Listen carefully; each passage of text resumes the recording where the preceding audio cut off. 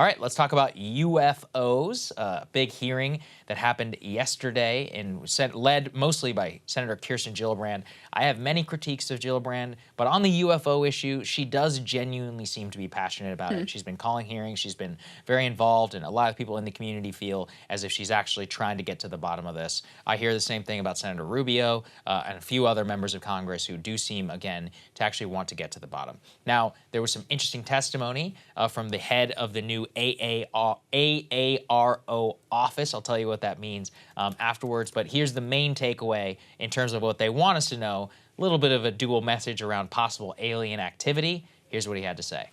AARO has found no credible evidence thus far of extraterrestrial activity, off-world technology, or objects that defy the known laws of physics.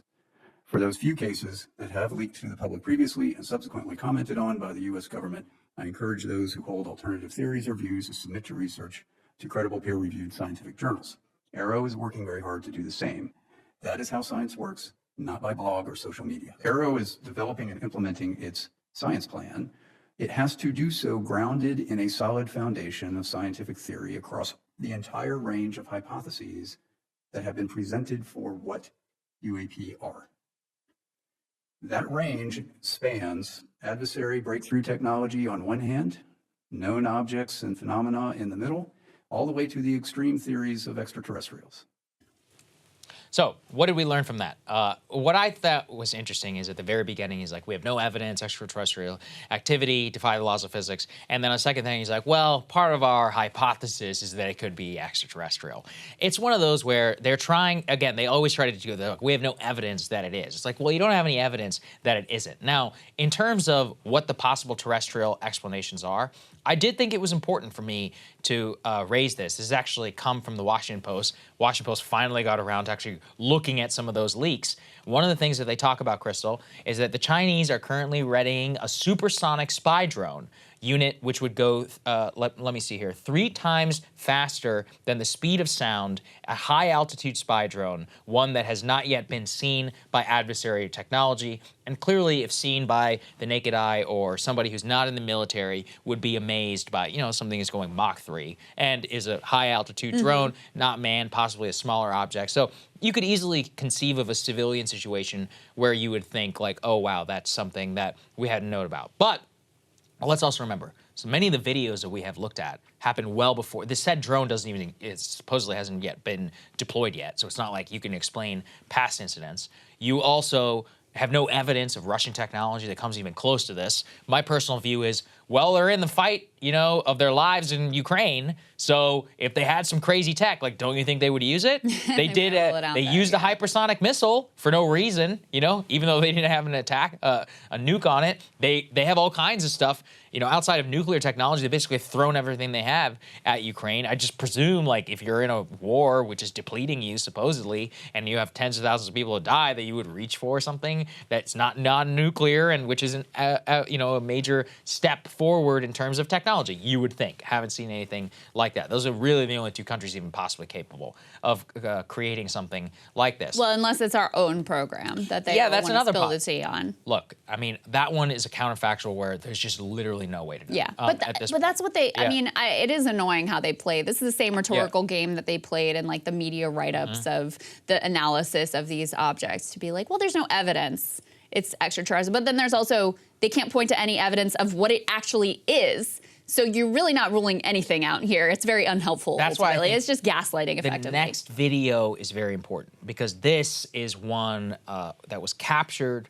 over the Middle East from 2022, where you can see clear drone footage of people who are on the ground, and then a metallic spherical object that zooms through the frame and then is actually followed by the camera, of which they have no idea what this thing is. Here, go ahead and watch it for yourself. You'll see it come through the top of the screen. There it goes. And then the camera will slew to follow it. You'll see it pop in and out of the field of view there.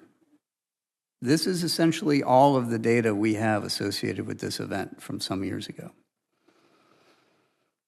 It is going to be virtually impossible to fully identify that just based off of that video. They don't know what it is. They have no clue. They have no explanation. And look, you think if That's a crazy one. You think we don't see consumer drones over Iraq all the time or the Middle East? I covered the Battle of ISIS. ISIS had all kinds of crazy Chinese-made like DJI drones and stuff like that. That they were. We know what a drone looks like. We know what a Chinese drone looks like. We know what a Russian drone looks like. We know what consumer drones look like. They could easily rule it out and say we know exactly what that is. They have no idea what the hell is going on here. It fits with the Mosul orb photo that Jeremy Corbell has released. Apparently, this is the second one that hadn't previously been seen. Now, look, is it proof? I don't know. I mean, it's interesting. And I think the most important thing is we don't know what it is. I just wish that they would be more honest. I also thought that Dr. Kirkpatrick, I forgot to tell everyone, AARO is the All-Domain Anomaly Resolution Office, Pentagon speak for UFOs.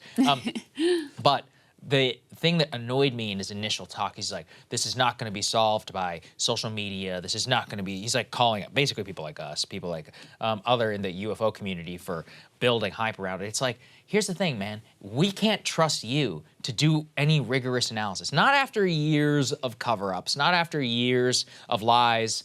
Really, all we can trust, in my opinion, are the people outside looking at this independently. Also, it's not just the people who believe it's aliens. People like, even Mick West and other UFO debunkers, at least they are working in a frame where they're being honest, they're being open, they're trying to put things out there and then taking videos and analyzing them in their own way. Even if I don't necessarily agree with what they're saying, it's at least out here in a public domain, in a public sphere. Honestly, if you're a quote-unquote UFO skeptic, nobody's done you more service than people like him who are out there giving you, things that you can say of why you don't believe in the phenomenon. It's not the government that's actually helping you out. Yeah. Well, okay, so if it's not going to be solved by the social media UFO community, who? Right. That's the answer. Right. No one, right? They don't like people digging around and doing their own thinking about this, doing their own research about this. Obviously, they're very aggressive about shutting down any attempts that they possibly can. So, yeah, they want to keep control of whatever this investigation ultimately amounts to. At the end of the day, we just need more info. And, part of the thing that pisses me off here is he dangles like this one little video of this 2022, from the 2022 report from this Middle East drones. Like, we already know, based on former public officials, they are sitting on troves of videos, of photos, of evidence, of so many different fascinating and interesting things that they cannot explain. Even, in ones where they have claimed that they could solve it through weather-related incidents. It's like, we can't just take your word for it. You have to prove that. You have to prove exactly how you determined that this was a mirror photo or a collage or an optical illusion or something. You can't, we cannot just take these people's word for it. So I think in every case, we need a lot more transparency. Even in this, I love how they're blurring things out in the frame. I'm like, nobody cares. I'm sorry about this. It's not going to do any damage, I think, to national security. So more info, more hearings. Thank you to Senator Jill O'Brien. Yeah. Thank you to people in the community who flagged these videos and some of this testimony for me. I thought it'd be an interesting update for all of you. If this is what they're willing to share, you can only imagine what they are. That's what I'm saying. Keeping secret. Yeah, that's what I'm saying. Hey guys, ready or not, 2024 is fully upon us now, and Saagar and I have been brainstorming ways that we can really up our game for this critical election. Yeah, we rely on our premium subs to expand our coverage, to add staff, to upgrade the studio. We just want to give you the best independent coverage of this election, which is possible. So if you can help us out, become a premium subscriber today, breakingpoints.com, or the link is down here in the description video. It really means the world to us, and if you like what we're all about, this is the best possible way to keep us 100% independent, working only for you.